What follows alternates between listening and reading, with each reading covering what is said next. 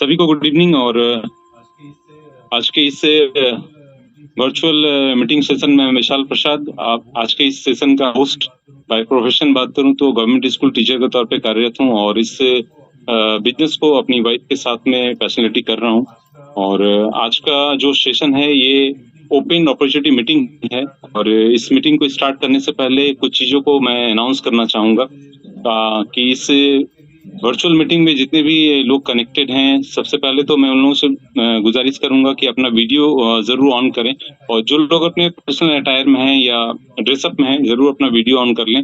और स्टार्ट करने से पहले आज के स्पीकर के बारे में बताना चाहूंगा कि उनका नाम राजीव रंजन और रत्ना रंजन है और बेसिकली अगर बात करें तो दोनों ही एंटरप्रेन्योर्स हैं और इस बिजनेस को काफी पैशनेटली कर रहे हैं और वो इस जगह पे आएंगे। और ज्यादा समय नहीं लेते हुए मैं आज के इस वर्चुअल ऑडिटोरियम में बुलाना चाहूंगा आज के इस स्पीकर को। और बेसिकली वो कहें तो काफी अच्छे कलीग हैं हमारे और काफी अच्छे ढंग से बिजनेस को बिल्डअप कर रहे हैं। तो over to you Rajiv ji. Thank you Vishal ji, बहुत बहुत धन्यवाद आपका। बहुत अच्छे से आपने इंट्रोड्यूस किया हमें और सबसे तो मैं आप सभी का बहुत बहुत धन्यवाद करता हूं, खास करके हमारे जो नए मित्र आज जुड़े हुए हैं, जो भी हमारे गेस्ट हैं, उन सभी का वेलकम है। और आज मैं जो भी हमारे न्यू गेस्ट हैं, आप सभी से हमारा अनुरोध है कि 30 से 40 मिनट का हमारा यह सेशन होगा। मैं भी थोड़ी बहुत आपको जानकारी हो, आज आपसे जो हम टॉक करने जा रहे हैं एक बिजनेस अवसर को लेकर के बात करने जा रहे हैं, तो 30 से 40 मिनट थोड़ा सा पैसेंस रख करके इस प्रेजेंटेशन को देखिएगा। हमारी पूरी कोशिश होगी कि प्रेजेंटेशन को अच्छे तरीके से लेके जाएं ताकि आप अच्छे से इस चीज को समझ पाएं, क्योंकि आज का सेशन में भी आपके लिए टर्निंग पॉइंट है, क्योंकि हमारे लिए भी ऐसा ही था। उन्होंने हमें इन्वाइट किया था, इस अपॉर्चुनिटी के बारे में बताया था और हमने जब इस अपॉर्चुनिटी को देखा तो सही हम बता रहे हैं दोस्तों, उस वक्त तो उतनी अच्छा से समझ नहीं पाया था, लेकिन दोबारा इस चीज को समझा, मेरे लाइफ में बहुत बड़ा चेंजेज आया। हो सकता है ये 30 से 40 मिनट, आप चूंकि आपका समय काफी कीमती है तो आपको अच्छे से बैठें, इस चीज को ध्यान से दें। और चलिए हम इस चीज को फिर स्टार्ट करते हैं प्रेजेंटेशन के द्वारा। तो आप सभी का फिर से वेलकम है इस बिजनेस ओवरव्यू में। और यहाँ पे देख रहे हैं कि entrepreneurship in the 21st century, 2022-23 हम लोग में चल रहे हैं। 21वीं सदी का ये व्यवसाय, क्यों इसे 21वीं सदी का व्यवसाय कहा गया है, जैसे जैसे हम लोग इस बिजनेस के बारे में जानकारी लेंगे हमको इस चीज की स्पष्टता तो चलेगी। दूसरा, मैं आप लोगों से ये भी कहना चाह रहा हूँ कि क्या ये जरूरी है, आज जितने सारे यहाँ पे लोग बैठे हैं या जो भी हमारे गेस्ट हैं, कहीं ना कहीं उनका एक सोर्स ऑफ इनकम होगा, तो क्या एक इनकम होते हुए आज के समय में सेकेंडरी सोर्स ऑफ इनकम की जरूरत है? बेसिकली आज जो हम बात करेंगे आप सबसे सेकेंडरी सोर्स ऑफ इनकम को लेकर के ही बात करेंगे। बीते 2 सालों में अगर देखा जाए तो लोगों को ये चीज अनुभव हुआ कि हमारा इनकम पर्याप्त नहीं है, हमें और इनकम की आवश्यकता है और यही अपॉर्चुनिटी हमें इस चीज का मौका देता है। सबसे पहले आपको मैं अपना इंट्रोडक्शन दूं। मेरा नाम राजीव रंजन है, मेरी वाइफ का नाम रत्ना रंजन और हम सभी देवघर से बिलोंग करते हैं, देवघर झारखंड। आप लोगों ने जरूर नाम सुना होगा बाबा धाम के नाम से या बैद्यनाथ धाम के नाम से। बहुत ही खूबसूरत और प्यारा शहर है, खास करके सावन का महीना अभी चल रहा है। हमारे शहर में जब आप आएंगे तो आपको मेरा शहर काफी खूबसूरत दिखेगा। तो दोस्तों, मैं वैसे शहर से बिलोंग करता हूँ और ईश्वर से मेरी यही प्रार्थना है कि आज का प्रेजेंटेशन मेरा अच्छा हो और लोग इस चीज को समझ पाए। हो सकता है आज का प्रेजेंटेशन उनके लिए ईश्वर का आशीर्वाद के रूप में चले। तो यही मेरी ईश्वर से प्रार्थना है कि आज का ये प्रेजेंटेशन आपका आशीर्वाद के रूप में लोगों के लिए काम करे। और मेरे माता पिता मेरे साथ में ही रहते हैं। हमारे फादर बिहार प्रशासनिक सेवा में थे, रिटायरमेंट ले चुके हैं। मेरे 2 बच्चे हैं, एक बेटा और एक बेटी है। बेटा अभी नीट की तैयारी कर रहा है और बेटी मेरी निफ्ट कोलकाता में अपनी पढ़ाई करी। तो ये मेरा एक परिचय दोस्तों। और बेसिकली अगर मैं अपनी बात करूँ तो एक एंटरप्रेन्योर हूँ, साथ में हमारा एक विवाह भवन है जो प्रेजेंट में रन कर रहा है और साथ में इस अपॉर्चुनिटी को भी बहुत पैशन के साथ बिल्ड कर रहे हैं और इसमें हमारा सहयोग हमारी वाइफ भी कर रहे हैं। एक्चुअली वो यहाँ पे है नहीं, इसलिए आज अकेले हम प्रेजेंटेशन आपको दे रहे हैं। ये समझना बहुत जरूरी है ये कंसेप्ट क्यों, क्या रीजन है। तो देखा जाए, जब हम लोग छोटा होते हैं ना तो उस वक्त भी हमारा एक ड्रीम होता है। जब हम पढ़ाई कर रहे होते हैं उस वक्त हमारा कुछ ना कुछ ड्रीम होता है और धीरे धीरे जैसे जैसे पढ़ते हैं, बड़ा होते हैं, तो हमारा ड्रीम धीरे धीरे बढ़ता चला जाता है। यहाँ पे टॉनी गैस्किन एक बहुत अच्छी बात उन्होंने कहा है कि यदि आप अपने सपनों के लिए काम नहीं करते हैं तो कोई आपको हायर करेगा अपने सपने को साकार करने के लिए। कुछ देर के लिए ये बातें मेरे दिमाग से बाहर हो गया था, ये समझ नहीं पाए, लेकिन जब उन्होंने इस चीज को समझाया तो सही में लगा कि नहीं, वास्तव में हम लोग तो काम तो कर रहे हैं, लेकिन क्या हकीकत में अपने सपने के लिए काम कर रहे हैं या किसी और के सपने को साकार करने के लिए। हम लोग कोई भी जॉब करते हैं या बिजनेस करते हैं, प्राइवेट जॉब हो या सरकारी जॉब हो, सरकारी जॉब में है तो सरकार का जो अपना ड्रीम होता है उसके ड्रीम को, सपने को साकार करते हैं। या फिर अगर हम किसी प्राइवेट जॉब में है, किसी कंपनी में है, तो हमारा जो कंपनी, जिस कंपनी के लिए हम वर्क कर रहे होते हैं ना, बेसिकली उसके ड्रीम को, सपने को पूरा कर रहे थे। अगर उदाहरण के रूप में देखा जाए, आपको एक जैसे उदाहरण दे रहे हैं, तो हमारे यहाँ सबसे बड़े जैसे बिजनेसमैन अडानी है, अंबानी है, तो जितने सारे एम्प्लॉई हैं, क्या वो अपने सपने के लिए काम कर रहे हैं? नहीं, वो काम कर रहे हैं अडानी और अंबानी के लिए। तो टॉनी गैस्किन यही बता रहे हैं कि यदि आप अपने सपनों को लेकर के काम नहीं कर रहे हैं तो कोई ना कोई आपको हायर करेगा अपने सपने को साकार करने के लिए। बेहतर है दोस्त कि हम अपने लिए वर्क करें। जीवन की भी बड़ी अजीब सच्चाई है, अगर ध्यान से देखेंगे ना तो बहुत अजीब सा लगता है। यहाँ पे दिखाया गया है कि हमारा सपना तो खैर छोड़ी, बहुत बड़ी बात हो गई। अगर हमारी जरूरत को देखा जाए, आज से 30 साल पहले का जरूरत और आज की जरूरत में बहुत बड़ा फर्क है। हम जब छोटे थे तो उस वक्त हमारी जरूरतें उतनी नहीं थी जितना आज हमारे छोटे बच्चों को जरूरत है। उस वक्त हमारा जरूरत बहुत कम था, वो उस इनकम में, जो मेरे पिताजी का इनकम था ना, बहुत अच्छे से मजा कर लेते थे। लेकिन आज ये अनुभव हमें हो रहा है कि हमारा जो इनकम है ना, उस इनकम से हमारी जरूरतें पूरी नहीं हो रही है। हमारा जरूरत है क्या? पहले क्या था जरूरत हमारा? रोटी कपड़ा और मकान, इससे ज्यादा बहुत कुछ नहीं। लेकिन आज बिल्कुल चेंज हो गया। क्या कोई बच्चा, 10th का बच्चा बगैर स्मार्टफोन का रह सकता है? क्या कोई गार्जियन अपने बच्चे को बेहतर एजुकेशन दिलाने के लिए क्या सरकारी स्कूल पर निर्भर करेंगे? हमारी पढ़ाई अगर देखा जाए, मेरे पिताजी एक प्रशासनिक सेवा में थे, लेकिन फिर भी मेरी पढ़ाई एक सरकारी स्कूल में हुई, क्योंकि जरूरत वैसा महसूस नहीं कर पाते थे। गाँव में पले बढ़े, वैसे ही पढ़ाई की। लेकिन शायद ही आज कोई ऐसे गार्जियन होंगे जो अपने बच्चे को सरकारी स्कूल में पढ़ाना चाहेंगे। गरीब बच्चे पढ़ते हैं मजबूरी में, लेकिन जिनके पास पैसा नहीं पढ़ाते। धीरे धीरे क्या ना कि हमारी जरूरतें बढ़ने लगी है। जब साइकिल का जरूरत है, आज शायद ही कोई साइकिल चलाना पसंद करे, मोटरसाइकिल भी बहुत, आज तो लोग जरूरत हो गया। कार को अपनी जरूरत समझने लगे, लैपटॉप उनकी जरूरत हो गई है, हवाई यात्रा करना उनकी जरूरत हो गई है, इस समय नहीं है। यहाँ पे यही चीज दिखाया गया कि हमारी जरूरत काफी बढ़ा इन 30 सालों में। तो क्या इस 30 साल में हमारा इनकम उस अनुरूप बढ़ा? और यहाँ पे कहा जा रहा है कि आपके लाइफ में क्या डोमिनेट कर रहा है, आपका डिजायर या आपका फियर?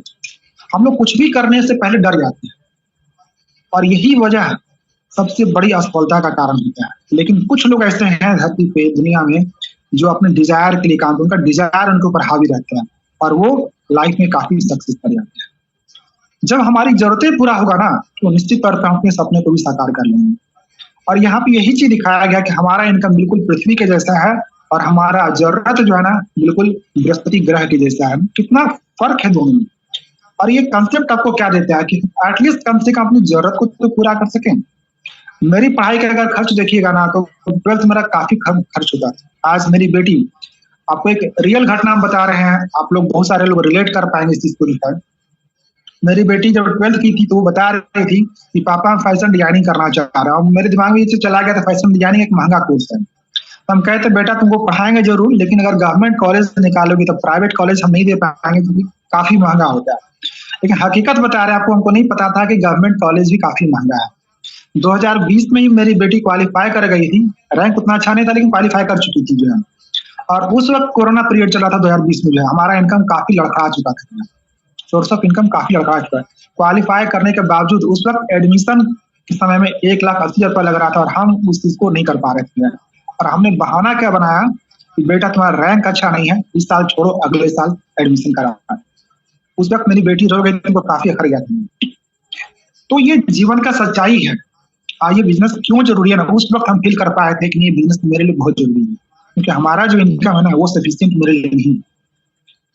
2020-21 में फिर वो क्वालिफाई किया और ईश्वर की कृपा से अच्छा रैंक आया, कोलकाता निफ्टी में चली गई है। आपको जानकर आश्चर्य होगा, जब हम कॉलेज में एडमिशन कराने लगे पर सेमेस्टर 1.5 लाख रुपए फीस है। 4 साल का कोर्स है वो, तो आपको 12-13 लाख रुपए से पढ़ाई में जा रहा है। क्या संभव है कि मध्यम वर्गीय परिवार का बच्चा अगर क्वालिफाई कर जाए और वो चाहे एक बड़ा एजुकेशन लेने के लिए, हायर एजुकेशन लेने के लिए, तो ले पाएगा? संभव नहीं है। तो आज ये हमारी जरूरत है हमारे इनकम को बढ़ाने की, ना कि अपनी जरूरतों को कट करने का। तो ये ऐसा हो गया। अब जितने सारे लोग बैठे हुए ना, कल्पना करके खुद देख लीजिए, आपका जो पढ़ाई खर्च हुआ था, आप जो 12th में खर्च कर रहे थे ना, आपका बच्चे का नर्सरी में उससे कई गुना ज्यादा खर्चा। ये जीवन की सच्चाई है, इस चीज को स्वीकारना होगा हम लोग को। हम लोग भाग रहे हैं इस चीज से। ये है रॉबर्ट टी कियोसाकी, एक फाइनेंशियल एडवाइजर के रूप में इनका बहुत सारा किताब है, बुक्स है, जिसमें से रिच डैड पुअर डैड काफी फेमस है। जैसे इनका तो 15-16 बुक से ज्यादा सारा बुक्स इनका बेस्ट सेलिंग में से आता है। वो बता रहे हैं कि आप इनकम कट करने के बजाय आप जो एक्सपेंस जो आप अपना कट कर रहे हैं ना, उससे कहीं अच्छा है कि आप अपने इनकम को बढ़ाएं। It's more important to grow your income than cut your expense. लेकिन हकीकत में क्या होता है, हम लोग अपने खर्चे की कटौती पे, जैसे जैसे महंगी बढ़ता है वैसे वैसे हम अपने खर्चे की कटौती करते हैं, ना कि अपने इनकम को बढ़ाने का प्रयास। ये कह रहे हैं, और ठीक वही होता है अपने ड्रीम्स के साथ भी। हम जब लोग 10th करते हैं तो ड्रीम्स कुछ और होता है, 12th करते हैं तो ड्रीम कुछ और होता है, ग्रेजुएशन में हमारा ड्रीम्स कुछ और हो जाता है, बदल जाता है। हम अपने ड्रीम को ही काटना शुरू कर देते हैं। जबकि ये कह रहे हैं कि अपने ड्रीम को कट करने के बजाय आप अपने स्पीड को बढ़ाएं। आपके अंदर जो स्पीड है ना, उस चीज को बढ़ाएं और अपने ड्रीम्स को पूरा करें। इस कंसेप्ट के पीछे लॉजिक क्या काम कर रहा है, क्या कंसेप्ट? इस बीते 2 साल में इस चीज का अनुभव हुआ। बहुत सारे लोगों का इनकम खत्म हो गया, लेकिन क्या खर्च खत्म हुआ? क्या नहीं खत्म। हमारा खर्चा 0 नहीं हुआ, लेकिन हमारा इनकम 0 हुआ। यहाँ पे यही बताया जा रहा है कि जिस तरह से आपका खर्चा रेसिडुअल आता है, कभी बंद नहीं हो सकता है, तो क्यों नहीं आपका इनकम रेसिडुअल हो सकता है? क्यों आपका इनकम बंद हो जाता है? क्यों नहीं ऐसा कुछ किया जाए, एक ऐसा सिस्टम क्रिएट किया जाए जिससे हमारा इनकम भी रेसिडुअल आता रहे? और एक कंसेप्ट हमें देता है कि बिजनेस अपॉर्चुनिटी देता क्या है? यही मौका देता है कि हम अपने इनकम को रेसिडुअल कर सकें, अपने इनकम को उस जगह पे लेके जा सकें। यदि किसी कारणवश हम काम नहीं भी कर पाए तो हमारा इनकम बंद नहीं हो, जिस तरह से हमारा खर्चा बंद नहीं हो। और इसकी शिक्षा में स्कूल कभी नहीं देता। हमारे स्कूल में हमको सिखाया क्या जाता है? मार्क्स, ज्यादा से ज्यादा मार्क्स लेकर के आओ, अच्छे नंबर लेकर के आओ। आपको एक घटना बता रहे हैं, मेरी बेटा बेटी जब सन फ्रांसिस स्कूल यहाँ देवघर में पढ़ता था, तो एक हमारे मित्र, बहुत अच्छे मित्र थे, वेटनरी डॉक्टर थे, और पढ़ाई का मतलब कीड़ा थे, और बच्चों को भी पढ़ाई का कीड़ा बनाया था। तो उनका बच्चा का 149 नंबर आया था। उनको वाइफ काफी मतलब परेशान थी। तो हम बोले, भाभी जी तो क्या बात, आप काफी परेशान लग रही हैं। बोली देखिए उसका नंबर कम आया। कितना कम आया? बोले 150, 149। 150 से क्या कम आ गया? सोचिए क्या माइंडसेट तैयार किया उस स्कूल ने, जो है कि 149 आया है नंबर, तब भी वो लेडी ये समझ रही है कि मेरे बेटे का नंबर कम है। तो क्या स्कूल हमें शिक्षा दे रही है? फाइनेंशियल एजुकेशन हमें कभी नहीं मिलता है, कहीं नहीं मिलता है। और होता क्या है, जब 25 साल मेरा गुजर जाता है, ग्रेजुएशन कर लेते हैं, हकीकत यही है दोस्तों, कोई हमसे ये नहीं पूछता है कि तुम्हारा 10th में कितना मार्क्स आया था, 12th में कितना आया था, ग्रेजुएशन तुम्हारा क्या मार्क्स है। वो एक ही चीज पूछते हैं कि करते क्या हो तुम। इनडायरेक्ट वे में ये जानना चाह रहे हैं तुम्हारी कमाई कितनी है, और कुछ नहीं वो जानना चाहते। सिर्फ ये जानना चाहते तुम्हारी इनकम क्या है। पूछने का सेंस वही है। और बड़ा कड़वा चीज आपको लगेगा, कमाई पूछने के पीछे भी कारण, एक बहुत बड़ा कारण छिपा होता है। एक सन्यासी का मैंने पढ़ा था, गौर गोपाल दास जी का, भी आपने नाम सुना होगा या उनका वीडियो देखा होगा। उनका एक अच्छा कोट आया था। उन्होंने कहा था, इंग्लिश में कोट दिया था, वो बता रहे कि यदि आपके पास पैसा है तो लोग पूछेंगे आपसे आप कैसे हैं, हाउ आर यू। लेकिन अगर आपके पास पैसा नहीं है ना, तो पूछेंगे लोग हु आर यू, आप हैं कौन। बड़ा अजीब लगा हमको ये लेकर के, लेकिन ये जीवन की सच्चाई है, ये होता। और यहाँ पे दिखाया क्या गया, रॉबर्ट टी कियोसाकी दिखाना क्या चाह रहे हैं, आपको 4 क्वाड्रेंट दिखाया गया। बेसिकली इसी क्वाड्रेंट हम लोग काम करते हैं। क्या? E for employee, S for self employee. Self employee कौन हो गए? डॉक्टर, वकील, चार्टर्ड अकाउंटेंट, या वो दुकानदार जो अपनी दुकान पे बैठ के काम कर रहे हैं। एम्प्लॉई चाहे वो सरकारी हो या फिर प्राइवेट हो। Be for big business owner. हम लोग इस भ्रम में रहते हैं कि एक दुकान खोल लेते हैं तो समझते हैं कि हम लोग बिजनेस कर रहे हैं। नहीं, हम बिजनेस नहीं कर रहे हैं, हम सेल्फ एम्प्लॉई हैं। बिजनेस का मतलब होता है रॉबर्ट टी कियोसाकी के अनुसार कि आपके पास एटलीस्ट कम से कम 500 वर्कर। हम जिस शहर से बिलोंग करते हैं यहाँ भी छोटी मोटी है, यहाँ पे कंपनी खोल रखा है, लोग काम कर रहे हैं, फैक्ट्री पर है, यहाँ पे आयरन फैक्ट्री है, चावल फैक्ट्री है, लेकिन शायद ही किसी के यहाँ 100 से ज्यादा वर्कर हो। क्या वो बिग बिजनेस ऑनर है? नहीं, बिग बिजनेस में वो ऑनर है, वो भी सेल्फ एम्प्लॉय के रूप में। I for investor. Basic difference क्या है इसमें? अगर देखा जाए तो एम्प्लॉय और सेल्फ एम्प्लॉय 100% उनका इनकम उनके ऊपर डिपेंड करता है।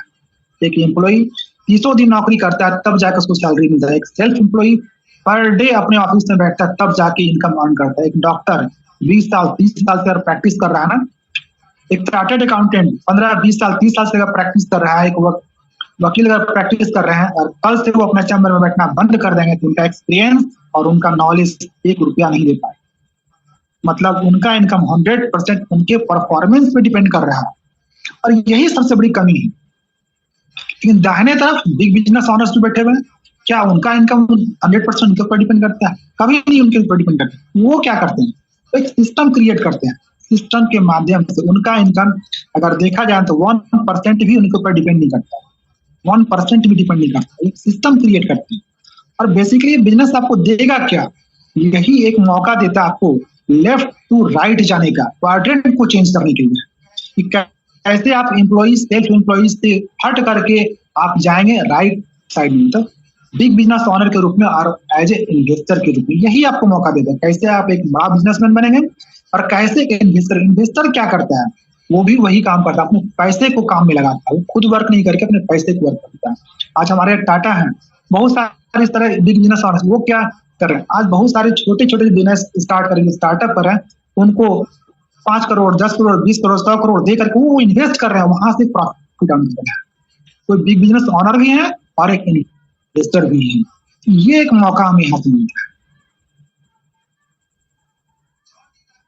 जॉन डी रॉकफेलर बहुत अच्छी बात उन्होंने कहा कि 1% इनकम, अपना वो 1% इनकम 100 लोगों से लेना पसंद करेंगे, बजाय कि 100% वो अपने एफर्ट से ले। ये सेंटेंस मेरे दिमाग थोड़ा सा समझ में नहीं आया, ये आखिर बात क्या है? तो सरल भाषा में बताया गया कि इस तरह से समझिए कि 100 रुपया आपको 1-1 रुपया करके 100 जगह से आ रहा है, और कहीं 100 रुपया एक जगह से आ रहा है। अगर वो सोर्स ऑफ इनकम किसी भी तरह लड़खड़ा गया, जहां सिंगल सोर्स ऑफ इनकम, तो आपको 100 रुपया नहीं आएगी। लेकिन जहां पे 1-1 रुपया करके 100 जगह से आएगा, 2-4 जगह गड़बड़ा भी जाएगा ना, तो आपका कम से कम 90-95 रुपया आपका सुरक्षित है। लेकिन ये उससे भी एक स्टेप आगे बढ़ के बोले, ये बोले क्या? 1 रुपया 100 जगह से आना चाहिए। सोचिए कितना सिक्योर्ड इन्होंने कर दिया। तो 1 रुपया भी आपका 100 जगह से, 1% 100 पीपुल से आना चाहिए, और बेसिकली यही होना भी चाहिए। मतलब हमारा इनकम 1% से भी कम हमारे ऊपर डिपेंड करना चाहिए, एक सिस्टम क्रिएट करना चाहिए, तो पूरी तरह से सिस्टम बेस्ड हमारा इनकम होना चाहिए। और देखें कि हमारे जीवन में काम कितना करते हैं, हमारा इनकम डिपेंड पूरी तरह से करता है कि हम कितना वर्क करते हैं। एक उदाहरण के रूप में यहाँ पे दिखाया गया, एम्प्लॉई कितना काम करता है। हम लोग बेसिक अगर बहुत अच्छा रहा मेरा किस्मत तो 20 साल में नौकरी पकड़ेंगे, और रिटायरमेंट 60 साल, उससे तो ज्यादा जॉब है नहीं हमारी, तो हम पूरे जीवन में 40 साल से ज्यादा काम नहीं कर सकते। सुबह 10 बजे से लेकर शाम 6 तक जॉब जाएंगे, 8 घंटा ड्यूटी हो गया, सप्ताह में 6 दिन, 52 सप्ताह का साल होता है।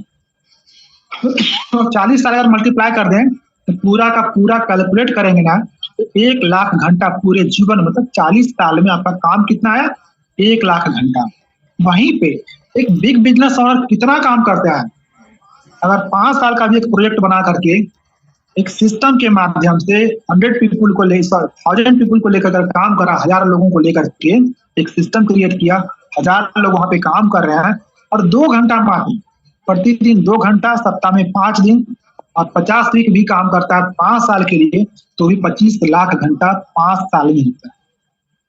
हम 40 साल में 1 लाख घंटा काम करते हैं, और यहाँ पे 25 लाख घंटा 5 साल में काम हो रहा है। दोस्तों पॉसिबल नहीं है कि हम लोग कभी भी उनके बराबरी कर पाए, कभी संभव नहीं है, क्योंकि वो हमसे कई गुना ज्यादा काम है, कई गुना ज्यादा काम। और यही पिछड़ने का मेन वजह है। ये सिस्टम, ये बिजनेस आपको टाइम को लिवरेज करने का मौका देता है, टाइम लिवरेजिंग। कैसे टाइम के लिमिटेशन को आप तोड़ करके 24 घंटे को तोड़ करके कैसे आप 24,000 घंटा 24 लाख घंटा करेंगे। ये कंसेप्ट आया कहां से? जो है हम सभी मैकडोनल्ड को जानते हैं, ये उन्होंने इस कंसेप्ट को लेकर के आया था। हालांकि लोग कंपाउंडिंग बहुत पहले से पढ़ रहे हैं, टाइम कंपाउंडिंग को, लेकिन इन्होंने इस चीज को प्रैक्टिकल रूप में उतारा। जो है इनका क्या था, अपना एक रेस्टोरेंट था, वहां पे वो काम कर रहे थे, दिन रात मेहनत करते थे, लेकिन फिर भी वो एक चीज महसूस करने लगे, इतना काम करने के बावजूद भी बहुत ज्यादा पैसा अर्न नहीं कर पाए। क्यों? क्योंकि एक टाइम लिमिटेशन था। कितना घंटा कोई इंसान काम करेगा? 12 घंटा, 16 घंटा। आराम भी करना है, जीवन का दिनचर्या भी है। तो कोई भी इंसान बहुत करेगा तो 16 घंटा काम करेगा, तो 16 घंटा में ही पैसा आएगा। तो इस चीज को समझ चुके थे कि इससे ज्यादा हम काम नहीं कर पाएंगे, मतलब हमारा इनकम लिमिट में आ जाए, इससे ज्यादा हम इनकम नहीं कर पाएंगे। तो उनके दिमाग में एक आइडिया आया, क्यों नहीं एक दूसरा स्टोर खोला जाए, रेस्टोरेंट खोला जाए। लेकिन उनके लिए एक प्रॉब्लम आ रहा था कि एक व्यक्ति दो जगह कैसे बैठेगा। तो उन्होंने क्या किया, अपने कुछ मित्रों से बात किया और उसको ये बोला कि देखो, ब्रांड मेरा काफी चल चुका है, तुमको अपना हम ब्रांड देंगे, बिजनेस तुम्हारा होगा, अपने बिजनेस का मालिक तुम होगे, लेकिन ब्रांड हमारा होगा और उसका कुछ प्रॉफिट हम लेंगे। कैसे क्या हो रहा है, सारा प्रोसेस की जानकारी तुमको हम देंगे। लेकिन शुरुआत में लोगों ने इनके बात में विश्वास नहीं किया, लेकिन जब मेहनत करने लगे, मेहनत करते रहे, कुछ लोग फेथ करके, एक दो लोग फेथ करके स्टार्ट किया और उन्होंने देखा ये काम करने लगा। ये आइडिया इनको काफी पसंद आया और धीरे धीरे करते करते उन्होंने अपने शहर में कई सारा आउटलेट को खोला। सारा आउटलेट अच्छे से रन कर रहा था, कारण कि हर व्यक्ति अपने आउटलेट का मालिक, हर व्यक्ति अपने आउटलेट का मालिक था और वहां से एक परसेंट के रूप में, वहां पे कुछ परसेंटेज के रूप में एक प्रॉफिट ले रहे थे। धीरे धीरे इन्होंने क्या किया, अपने रेस्टोरेंट को बंद किया, पूरी तरह से फ्रेंचाइजी को उतरे। फ्रेंचाइजी के जन्मदाता रेप्रॉक को ही माना जाता है। आज अगर पूरी दुनिया में देखेंगे 40,000 से ज्यादा आउटलेट इनका है। एक आउटलेट इनका लेने में मैकडोनल्ड का, आप सभी को पता है, करोड़ों रुपया खर्च होता है। सोच रहे हैं कितना बड़ा इन्होंने विरासत खड़ा किया और कितना वर्क हो रहा है, ये जाना मुझे। 40,000 आउटलेट, अगर पर डे 10 का भी वर्क कर रहा है, पर डे इनका 4 लाख घंटा काम चला, पर डे 4 लाख घंटा, और हम पूरे जीवन में 1 लाख घंटा काम करता है। कभी संभव नहीं है कि एक बिजनेस ओनर है उनका हम बराबरी कर पाए। तो ये कैसे हम लोग कर पाएंगे? क्या एक आम इंसान के लिए पॉसिबल है क्या? यहीं पे डायरेक्ट सेलिंग इंडस्ट्री हमारा हेल्प करता है। कैसे वो हेल्प करता है? क्या करता है? आपको एक प्लेटफॉर्म देता है कि आप भी अपने टाइम को लिवरेज करें, आप भी अपने टाइम को बढ़ा सकें। 24 घंटे के टाइम को तोड़ के बढ़ सकते। कौन कर सकते हैं? कोई भी व्यक्ति कर सकते हैं। पावर ऑफ फ्रेंचाइजी को लेकर के कोई भी आदमी बगैर किसी आउटलेट को खोले हुए, बिना किसी ह्यूज इन्वेस्टमेंट का इस चीज को स्टार्ट कर सकते हैं। बिल्कुल लो इन्वेस्टमेंट कर सकते हैं या फिर जीरो इन्वेस्टमेंट कर सकते हैं, कोई इन्वेस्टमेंट नहीं। फ्लेक्सिबल है। फ्लेक्सिबल का मतलब कि आप जो भी कर रहे हैं, चाहे वो आपका बिजनेस हो या फिर आपका जॉब हो, आप अपने काम को करते हुए इसको साथ में कर सकते हैं। आपको अपने काम को छोड़ने की जरूरत नहीं है और इजीली डुप्लीकेबल है। यही सक्सेस का कारण है। डुप्लीकेट बहुत आसानी से, तो कोई भी व्यक्ति किसी को आराम से सिखा सकता है। इजी डुप्लीकेबल होने के कारण ये बिजनेस काफी आसान है। और सबसे बड़ी बात क्या है? इक्वल अपॉर्चुनिटी फॉर ऑल, सभी के लिए एक समान अवसर। इसका मतलब क्या है कि बहुत ज्यादा पढ़े लिखे लोग हैं, हायर एजुकेटेड है, उनके लिए भी है, और जो कम पढ़े लिखे हैं, बिल्कुल पढ़े लिखे हैं, उनके लिए भी है। एक गरीब के लिए भी है और एक अमीर के लिए भी है। हर एक व्यक्ति के लिए, चाहे वो कोई भी व्यक्ति हो, हर एक व्यक्ति के लिए एक समान अवसर है। और यही इस बिजनेस का सबसे बड़ा खूबसूरती है। और इस कंसेप्ट को लेकर के कौन आता? 2 दोस्त थे, बचपन के दोस्त, जिन्होंने इस चीज को समझा, फ्रेंचाइजी कंसेप्ट को समझा, लेकिन वो इस चीज को भी अनुभव किया कि एक आम इंसान के लिए मैकडोनल्ड की तरह एक बड़ा विरासत कर पाना संभव नहीं है। उन्होंने इस कंसेप्ट को लेकर के आया, सारा सब कुछ लेकर के आया, सब कुछ हम स्टार्ट करेंगे। जस्ट आपको अपने लिए वर्क करना है, अपने लिए वर्क करना, अपने बिजनेस को बढ़ाना है। और ये दोनों दोस्त कौन थे? रिच दिवस जेवन एंडी। उन्होंने एक कंपनी को फॉर्म किया। हम सब यहाँ पे जितने सारे लोग बैठे, हो सकता है कहीं ना कहीं जरूर इसका नाम सुना होगा दोस्तों, क्योंकि आज इंडिया में 25 साल हो चुका है और ऐसा संभव नहीं है कि लोग नहीं जाने इसके बारे में। जिस देश में इसका 25 साल हो गया, उस देश के वासी नहीं जाने। हो सकता है कोई लोग नहीं भी जान रहे हो, कोई बड़ी बात नहीं, लेकिन आज एक बहुत बड़ा नाम है और उस नाम, वो नाम है एमवे। काफी गर्व होता है दोस्तों एमवे को नाम को लेकर, क्योंकि एमवे बहुत सारे लोगों के लाइफ को बदला, बहुत सारे लोगों के जीवन में खुशियां लेकर आप चित्र यही दिखा रहा है कि किस तरह से हर एक व्यक्ति अपने आप में खुश है, चाहे वो युवा हो या फिर 50+ 60+ लोग, हर व्यक्ति इस बिजनेस को अपना करके काफी खुश है, क्योंकि ये बिजनेस आपको वो चीज देता है जो आप पैसे से पा सकते हैं, वो भी चीज देता है जो आप पैसे से नहीं भी पा सकते हैं। थोड़ा सा इसका फैक्ट को लेकर के हम बात कर लेते हैं, कब ये स्टार्ट हुआ। 1959 में दोनों दोस्त ने मिलकर एडा मिशिगन में इसको स्टार्ट किया था, यूएसए में।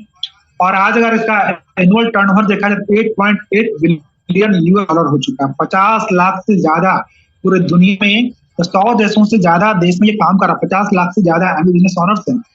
450 से ज्यादा अपना सब खुद का प्रोडक्ट है। 800 से ज्यादा इसका पैटेंट, एक को पैटेंट कराना काफी फजीहत होता है, और इसका 800 से ज्यादा पैटेंट। इवन ये डब्बा तक को पैटेंट कर लेता है, कोई इसका डुप्लीकेट नहीं कर सकता। और 270 पैटेंट, और भी बहुत सारे प्रोडक्ट्स हैं जो कि पेंडिंग है। 57 लेबोरेटरी रिसर्च एंड डेवलपमेंट और 500 से ज्यादा साइंटिस्ट है। ये एक बहुत बड़ी बात है दोस्तों, जिसका 57+ जो है और 500+ साइंटिस्ट है और R&D है। इसका खुद का अपना ऑर्गेनिक फार्म होता है, ये सब कुछ अपना खुद का उगाता है। इसका एक न्यूट्रिशन न्यूट्राइट है जो कि फार्मिंग भी खुद करता है, ऑर्गेनिक फार्म है इसका अपना। और 30,000 से ज्यादा एम्प्लॉई है। और आपको जानकर आश्चर्य होगा कि काफी पैसा अपने बिजनेस में एबीओस को बांटा है, ये काफी पैसा डायरेक्ट सेलर्स को दिया। इंडिया की अगर बात करें, 5 मई 1998 को यहाँ पे स्टार्ट हुआ। 2023 5 मई को इसका 25 वर्ष पूरा हो चुका है। 25 वर्ष पूरा होना अपने आप में एक बहुत बड़ा अहमियत है। किसी देश में अगर कोई बिजनेस 25 साल रन कर गया, मतलब वो बिजनेस वहां स्टेबल कर चुका है। पर एमवे की हिस्ट्री उठा करके देखेंगे तो 60 साल से ज्यादा हो चुका है। 60 साल का अगर हिस्ट्री देखिएगा ना, बहुत सारी कंपनी खत्म हो गई, 50 साल 40 साल में खत्म हो गया, लेकिन आज एमवे उतनी मजबूती से खड़ा है। इंडिया में 2000 करोड़ का टर्नओवर हो रहा है और 650 करोड़ का इन्वेस्टमेंट करके तमिलनाडु में डिंडिगल की डिस्ट्रिक्ट है, जहाँ पे अपना एक प्लांट बैठा है, जहाँ पे कि प्रदूषण रहित है। भारत में मेरे ख्याल से पहला ये ऐसा फैक्ट्री है जहाँ पे प्रदूषण किसी भी तरह का नहीं होता है। और इसके प्रोडक्ट पे 100% प्रोडक्ट सेटिस्फेक्शन गारंटी। मतलब क्या है कि आप कोई प्रोडक्ट अगर यूज कर रहे हैं, किसी कारणवश अगर आपको अच्छा नहीं लग रहा है या कुछ दिक्कत हुआ, तो आप रिटर्न कर सकते हैं 30 डेज का, और 30% आप यूज भी कर सकते हैं। ये अपने आप में एक बहुत बड़ी बात। और क्या 5 लाख से ज्यादा एमवे बिजनेस मॉडल्स इंडिया में है। और विजन हमारे जो ऑनरेबल प्राइम मिनिस्टर, उनका जो विजन था make in India, made in India, वो सारा चीज को ये लेके साथ में चल रहा है। सबसे बड़ी बात क्या है कि वुमन एम्पावरमेंट और यूथ एम्पावरमेंट यहाँ पे बहुत ज्यादा इस बिजनेस के जरिए। आज अगर देखा जाए तो गवर्नमेंट किसी का भी हो, इस गवर्नमेंट की बात नहीं करें, किसी का भी सरकार हो, हर सरकार के लिए जॉब दे पाना एक बहुत बड़ा टफ काम है, क्योंकि हमारी जनसंख्या इतनी है, उतना रोजगार पैदा करना संभव नहीं। ये बिजनेस हर एक व्यक्ति को एम्पावर कर रहा है, हर एक व्यक्ति को अपना एक स्टार्टअप करने का मौका दे। ये एक बहुत अच्छी बात है। क्या क्या इसका प्रोडक्ट, बहुत सारा रेंज है इसका। न्यूट्रिशन में देखा जाए तो न्यूट्रीलाइट अपने आप में एक बहुत बड़ा ब्रांड है, वर्ल्ड का सबसे number one direct dietary supplement के रूप में जाना जाता है। फिर इसका आर्टिस्ट्री भी वर्ल्ड का ब्रांड है, और एटीट्यूड आपका एक इंडियन ब्रांड है। ये एक इंटरनेशनल ब्रांड हो गया आर्टिस्ट्री, और इंडियन ब्रांड आपका हो गया एटीट्यूड। ये आपका ब्यूटी सेगमेंट। फिर आपका होम केयर, घर की साफ सफाई के लिए, जैसे कपड़ा धोना है ना, बर्तन धोना, घर का साफ सफाई करना, किचन साफ सफाई, इस तरह का सारा प्रोडक्ट आपको आ रहा है होम केयर में। पर्सनल केयर, खुद की साफ सफाई, साबुन हो गया, शैम्पू हो गया, तेल हो गया, इस तरह का बहुत सारा। और टेक आपका होम टेक में जैसे आपका ड्यूरेबल्स प्रोडक्ट हो गया, जैसे आपका बर्तन के रूप में आपका कुकवेयर है, फिर एयर प्यूरिफायर है आपका। इस तरह से बहुत सारा रेंज है। और हेल्थ में आप देख रहे हैं एक्सेस एनर्जी, इसका भी काफी मोर देन 150 प्रोडक्ट एमवे के पास इंडिया में भी काम कर रहा है। एमवे के अगर क्रेडिबिलिटी देखा जाए तो यहाँ पे हम देख रहे हैं कि हमारे जो सीईओ है आपका एमवे कॉर्पोरेशन के मिलिंद पंजी, उनका एक पिक है हमारे ऑनरेबल प्राइम मिनिस्टर के साथ। फिर यहाँ पे हम जेनिफर लोपेज को देख रहे हैं, जो कि एक एक्ट्रेस हैं, वो प्रोडक्ट को इंडोर्स भी करती हैं और यूज भी करती हैं। फिर एडम गिलक्रिस्ट जो एक क्रिकेटर हैं, न्यूट्रीलाइट को यूज भी कर रहे हैं, इंडोर्स भी करते हैं। ये एमवे का अपना एक महत्व है जो काफी इस चीज को दर्शा रहा है। पावर ऑफ एजुकेशन सिस्टम, हमारा एजुकेशन सिस्टम देता क्या, एक एसोसिएशन देता है। एसोसिएशन बहुत काम करता है। अगर हमारे अंदर वो क्षमता नहीं है, अगर हमको उठा के किसी अच्छे माहौल में रख दिया जाता है ना, तो हमारे अंदर भी वो क्षमता पैदा होती है। तो एसोसिएशन का ये पावर है।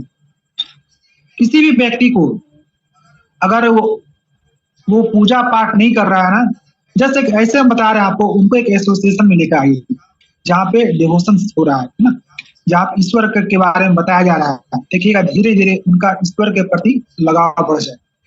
एक वैसे व्यक्ति को जो काफी मतलब ईश्वर के प्रति विश्वास है, लेकिन एक ऐसे माहौल में डाल दिया जाए जहाँ पे लोग नास्तिक, जहाँ पे ईश्वर को लोग मानता ही नहीं, देखिएगा धीरे धीरे वो व्यक्ति भी नास्तिक हो जाएगा। ये एसोसिएशन बहुत बड़ा मायने रखता है। और एजुकेशन, यहाँ पे क्या है, एजुकेशन भी आपको दिया जाता है, बिजनेस एजुकेशन। जब हम बिजनेस स्टार्ट करते हैं, हम डिफरेंट डिफरेंट प्रोफाइल से बिलोंग करते हैं, हर एक प्रोफाइल के लोग होते हैं। बिजनेस करेंगे कैसे, कि यहाँ पे आपको एक बिजनेस एजुकेशन भी दिया जाता है। इस एजुकेशन को लेकर के धीरे धीरे हम लोग सीखते हैं। बुक्स आपको रिकमेंड किया जाता है, कुछ ऑडियो वीडियो रिकमेंड किया जाता है, वीडियो स्ट्रीमिंग हो गया, कुछ इस तरह का लिंक होता है, कुछ इस तरह का मीटिंग होता है, प्रोडक्ट ट्रेनिंग वगैरह होता है। ये सारा बिजनेस एजुकेशन के माध्यम से आपको बिजनेस की जानकारी दी जाती है। और सबसे बड़ी बात क्या है कि एक मेंटरशिप प्रोग्राम चलता है जो आपको बिजनेस देते हैं। एक मेंटरशिप प्रोग्राम में वो होते हैं, तो आपको भी इस प्रोग्राम में लेकर के आते हैं और आप क्या करते हैं, अपने मेंटर को फॉलो करते हैं और धीरे धीरे फिर आपका बिजनेस ग्रो करने लगता है। और यहाँ पे आप देखेंगे डिफरेंट डिफरेंट प्रोफाइल के लोग हैं। जैसा कि मैंने पहले आपको बताया, इक्वल अपॉर्चुनिटी फॉर ऑल, सभी के लिए एक समान होना। यहाँ पे डॉक्टर भी है, इंजीनियर है, लॉयर है, एक्टर भी, अभिनेता भी है, स्टूडेंट भी है, एक इलेक्ट्रीशियन जो एक साधारण सा व्यक्तित्व होता है, वो भी यहाँ पे बिजनेस कर रहे हैं, चार्टेड अकाउंटेंट, ब्यूरोक्रेट, हर एक प्रोफाइल के लोग यहाँ पे। तो जिस प्रोफाइल से भी आप बिलोंग करते हैं, आप इस बिजनेस को स्टार्ट कर सकते हैं। कैसे ये वर्क करता है, ये टीम वर्क है दोस्तों। आप क्या है या हम क्या, हम लोग सेल्फ वर्क करते हैं, अकेला करते हैं, लेकिन यहाँ पे क्या टीम वर्क है। जब आप बिजनेस में आते हैं तो आप अपने मेंटर की सहायता से धीरे धीरे टीम बिल्ड करना शुरू करते हैं। शुरुआत में क्या 2-3 लोगों को लेकर के आते हैं, फिर उनको सिखाते हैं कैसे टीम बिल्ड करना, पूरी तरह से टीम क्रिएशन का के ऊपर काम करो। धीरे धीरे क्या है, आपका एक ऑर्गेनाइजेशन बनना शुरू होता है, और जैसे आपका ऑर्गेनाइजेशन बनता है, आप एक बहुत बड़ा टीम क्रिएट कर लेते हैं। यहाँ पे आपको 2 रूप से मिलता है कंज्यूमर। जैसे कि अगर आप बिजनेस करना चाह रहे हैं तो एज एडीएस पार्टनर के रूप में बिजनेस को स्टार्ट कर सकते हैं, और यदि आप प्रोडक्ट यूज करना चाह रहे हैं तो यहाँ पे कंज्यूमर को भी एम्पावरमेंट दिया जाता है। कंज्यूमर को क्या बेनिफिट होता है कि सबसे बड़ा बेनिफिट क्या है कि उनको एमआरपी पे प्रोडक्ट नहीं मिल करके डिस्ट्रीब्यूटर प्राइस पे मिलता है, वहां पे भी 4 से 5% डिस्काउंट मिल जाता है। दूसरा बेनिफिट उनको क्या होता है कि हर महीना कुछ ना कुछ ऑफर्स होता है, जो डिस्ट्रीब्यूटर्स के लिए भी होता है, और जो प्रोडक्ट यूज करना चाह रहे हैं प्रेफर्ड कस्टमर है, उनको भी कुछ ना कुछ ऑफर्स मिलते हैं, ऑफर भी अवेलेबल कर सकते हैं। और सबसे बड़ी बात क्या है कि उनको कस्टमर सेटिस्फेक्शन गारंटी भी दिया जाता है, 100% दिया जाता है। मतलब क्या कि आप 30% तक यूज कर सकते हैं, 30 दिन की आपको समय भी दी जाती है। इसी वजह से अगर आपको प्रोडक्ट सूट नहीं कर रहा है या कुछ दिक्कत हो रहा है, आप प्रोडक्ट को वापस कर दें, जीएसटी काट करके आपको 100% पैसा वापस कर दिया जाएगा। और क्या है कि आपको एक अपॉर्चुनिटी भी है, आप बाहर का कोई भी प्रोडक्ट यूज कर रहे हैं मार्केट का, आपके पास अपॉर्चुनिटी नहीं, यहाँ पे क्या आपके पास एक अपॉर्चुनिटी, कभी भी आप as a customer preferred customer से कभी भी बिजनेस के रूप में कन्वर्ट कर सकते हैं। सबसे बड़ा फायदा यहाँ पे ये, आपका जो खर्च है वही खर्च आपका बिजनेस इन्वेस्टमेंट का रूप ले लेगा। तो यहाँ पे धीरे धीरे आप सीखने लगे कैसे इस बिजनेस से अर्न किया जा सकता है। एक हम लोग अक्सर सुने हैं रियल एस्टेट, यहाँ पे आपको सिखाया था रिटेल एस्टेट। हम लोग क्या कर रहे हैं, रिटेल एस्टेट में रिटेल मार्केटिंग कर रहे हैं, और ये बहुत बड़ा बिजनेस है। एक छोटा सा आपको उदाहरण दे रहे हैं, हमारे देश की जनसंख्या 145 करोड़ है, और हर व्यक्ति अपना सर धोता है। शायद ही कोई ऐसे होंगे जो अपना सर नहीं धोते होंगे। कैलकुलेशन मेरा बहुत कमजोर है, आप कर सकते हैं। अगर 100 रुपया का शैम्पू अगर यूज कर रहा है ना, कैलकुलेट कर लीजिए दोस्तों, 145 करोड़ रोग गुना 100 रुपया, करोड़ों का ट्रांजेक्शन सिर्फ एक प्रोडक्ट से हो रहा है, करोड़ों का सिर्फ एक प्रोडक्ट, सिर्फ सर धोने के प्रोडक्ट से है। तो रिटेल में कितनी पावर है, यहाँ पे यही चीज दिखाया जा रहा है कि आप पहले क्या करते थे, पहले स्पेंड करते थे, आप खर्च करते थे, कोई अर्न करता। यहाँ पे जस्ट उल्टा हो गया कि आप खर्चा कर रहे हैं, है ना, आपका खर्चा आपका बिजनेस इन्वेस्टमेंट हो रहा है, और आप जब लोगों को इसके बारे में बता रहे हैं, वो लोग खर्च कर रहे हैं, तो आपका इनकम होगा। एक उदाहरण के रूप में दिखाया गया कि जब आप खुद यूज कर रहे होते हैं तो आपको मंथली इनकम की जस्ट उदाहरण है, इससे अधिक होता है और भी ज्यादा कर सकते हैं, तो आपको 500 रुपये का प्रॉफिट होता है। और 10 लोगों को आप रिकमेंड करते हैं तो 5,000 का, 100 लोगों को रिकमेंड करते हैं तो 50,000 का। इस तरह से अनलिमिट आप जितने ज्यादा लोगों को रिकमेंड करेंगे आपका इनकम उतना ज्यादा बढ़ता जाएगा। यहाँ पे कोई लिमिट नहीं है, इसलिए कहा गया स्काई इज द लिमिट, ये आपका इनकम पे कोई लिमिट नहीं है। और एक बुक है, जब आप इस बुक को पढ़ेंगे तो आपको पता चलेगा कि आपका घर का कोना कोना में सोना भरा हुआ है, हाउस होल्ड गोल्ड। आपके घर के हर कोने में सोना छिपा हुआ है, आप सोने के खान पे बैठे हुए हैं। और ये चीज हमें भी पता नहीं था, जब मैंने इस बुक को पढ़ा तो लगा कि नहीं तो बहुत बड़ी बात है, हमारे घर में सोने का खान, लेकिन हम उस खान का माइनिंग नहीं कर पा रहे हैं। और ये कैसे वर्क करता है ये भी जानना बहुत जरूरी है। ट्रेडिशनल मार्केटिंग में है क्या, एक तरफ कंपनी है और दूसरी तरफ कंज्यूमर है। बेसिकली अगर देखा जाए तो यही दो लोगों की जरूरत है, कंपनी प्रोडक्ट बनाता है और कंज्यूमर प्रोडक्ट यूज करता है। बाकी लोग क्या करते हैं, प्रोडक्ट को एक दूसरी जगह से तीसरी जगह भेजते हैं। जैसे है ना carry and forward agent, company से इसके पास सामान आता है वो डिस्ट्रीब्यूटर को भेज देता है, डिस्ट्रीब्यूटर होलसेलर को भेज देता है, होलसेलर रिटेलर को भेजता है और रिटेलर के पास जाके कंज्यूमर प्रोडक्ट ले लेता है। और यहाँ पे 50% का मार्जिन चला है। 50 रुपए का जो सामान बनता है हमारे पास आते आते 100 रुपये हो जाता है। 50 रुपया का मार्जिन एक बहुत बड़ा मार्जिन। डायरेक्ट सेलिंग में क्या करते हैं, यही 50 मार्जिन ना एक सिस्टम के माध्यम से कंज्यूमर को लौटा दिया है। वो कंज्यूमर जो कंज्यूमर बन चुके हैं, है ना, कंज्यूम भी कर रहे हैं, प्रोड्यूस भी कर रहे हैं, मतलब आप खर्च भी कर रहे हैं और आप इनकम भी अर्न कर रहे हैं। ये यहाँ पे एक बेनिफिट मिलता है आपको। क्या करना था, व्हाट टू डू, बहुत सिंपल वर्क है, बहुत सरल काम है। यूज द प्रोडक्ट, हम लोग प्रोडक्ट यूज करते ही हैं, और promote the product and share the product, ये भी काम ऑलरेडी करते हैं। आपको अगर कोई मूवी अच्छा लग रहा है, आज देखिए एक मूवी है, आप सभी इस चीज को जान रहे हैं, कितना धूम मचा रहा है ना, गदर 2। हमने देखा कई लोग मतलब मूवी देख करके आया और अपना स्टेटस में लगा दिया। तो वो क्या क्या यूज किया, प्रोडक्ट को यूज क्या किया, मूवी को देख करके, और किया क्या, शेयर कर दिया। ये एक ह्यूमन नेचर है, प्रोडक्ट को यूज करना और शेयर करना। लेकिन इसका बेनिफिट किसको मिलता है, क्या हमें मिलता है? नहीं, प्रॉफिट मिलता है किसी और, उस दुकानदार को, होलसेलर को, उस डिस्ट्रीब्यूटर को। इतने सारे लोगों को प्रॉफिट मिलता है, मैन्युफैक्चरर को मिल जाता है, लेकिन हमें कुछ नहीं मिलता। यही दो काम अगर यहाँ पे हम करते हैं, प्रोडक्ट को यूज करते हैं, प्रमोट करते हैं, शेयर करते हैं, तो 50% का जो मार्जिन है ना वो हमें मिल सकता है। और एक इलस्ट्रेशन के माध्यम से बताया गया है कैसे हमको मिलता है। यहाँ पे सेल्स, आपको जो कमीशन भी दिया था ना, एक आपका एक वॉल्यूम क्रिएट होता है, उस वॉल्यूम के ऊपर आपको सेल्स कमीशन दिया था। जैसे यहाँ पे है कि 200 पॉइंट का जब आप टर्नओवर क्रिएट करते हैं, 200 पॉइंट का मतलब हो गया, अगर रुपया में देखा जाए, एक पॉइंट का यहाँ वैल्यू है 50 रुपये, टैक्स वाला लेकर के लगभग 110 रुपये। 200 पॉइंट का अगर आप बिजनेस करते हैं तो आपको 3% का मार्जिन कमीशन मिलता है। 600 पॉइंट का बिजनेस होता है तो 6%, 1200 पॉइंट का बिजनेस होता है तो 9%, 2400 पॉइंट का बिजनेस होता है तो 12%, 4000 पॉइंट का बिजनेस होता है तो 15%, 7000 पॉइंट का बिजनेस होता है 18%, और 10,000 पॉइंट का बिजनेस होता है तो 21% आपको मंथली कमीशन मिलता है। यहाँ पे होता क्या है कि जो आप सेल्स देते हैं और आपकी टीम जो सेल्स देता है, आपके पर्सनल सेल्स पे आपको पर्सनल कमीशन और आपकी टीम से आपको डिफरेंशियल कमीशन। वो जब जिन्होंने आपको बुलाया उनके साथ थोड़ा सा बैठ करके इसके बारे में और डिटेल्स की जानकारी ले लिया तो आपको और अच्छे से समझ में आ जाएगा। और इस तरह से क्या है कि जब हम बिजनेस ज्वाइन करते हैं, हम अकेले होते हैं और 200 पॉइंट का बिजनेस करते हैं, तो हमारा ग्रुप वॉल्यूम भी 200 ही होता है, चूंकि हम अकेले हैं। वहाँ पे एक लेवल शुरू में बताया 3% का लेवल होता है, तो ट्रेड डिस्काउंट, हम जो खरीदारी करते हैं ना तो उसमें हमको ट्रेड डिस्काउंट मिलता है। और मंथली कमीशन हमारा क्या है, 480 रुपया है। यहाँ पे दो तरह से आपको इनकम दिया था, एक कोर प्लान के माध्यम से इनकम दिया था, दूसरा कोर प्लस।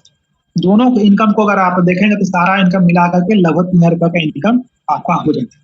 फिर जब आप इस बिजनेस में आते हैं, जब आप अपलाइन के माध्यम से, अपने मेंटर के माध्यम से जब टीम का निर्माण करने लगते हैं, एक उदाहरण के रूप में दिखाया गया कि आप जब 6 लोगों को आप टीम में लेकर के आते हैं और आपको मिला के 7 लोग होता है और हर व्यक्ति 200 पॉइंट का बिजनेस कर रहा है, तो 1400 पॉइंट का बिजनेस होता है, तो आप पहुंचते हैं 9% के लेवल पे। वहां पे आपका इनकम का ट्रेड डिस्काउंट वही 1600, जो कि आपका पर्सनल वॉल्यूम 200 हो रहा है। लेकिन मंथली कमीशन यहाँ पे बढ़ जा रहा है, क्यों? क्योंकि आपका ग्रुप वॉल्यूम बढ़ गया, यहाँ पे 1400, यहाँ 7200 का हो गया।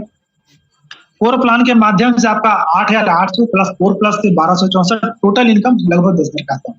इसी तरह से आपका जब टीम बढ़ने लगता है, 31 लोगों का टीम होता है, तो आपका इनकम लगभग 50,000 से प्लस रहता है। और जब आपका टीम 100 लोगों से ज्यादा हो जाता है और वहां पे क्या आपका 20,000 पॉइंट को टच कर जाता है। मतलब एक लेवल होता है जिसमें रूबी लेवल कहते हैं, आप उस लेवल पे पहुंच जाते हैं और वहां पे इनकम आपका 2 लाख से ऊपर, ठीक है, बहुत कुछ इनकम दो। पार्ट टाइम के रूप में अपने काम को करते हुए अगर इस बिजनेस को कर रहे हैं, कुछ साल लगा कर 4 से 5 साल अगर हमको लग भी जाता है और इस लेवल पे पहुंचते हैं, तो भी हमारा पार्ट टाइम में 2 लाख का एक बहुत बड़ा सपोर्ट हो जाएगा हमारे लिए।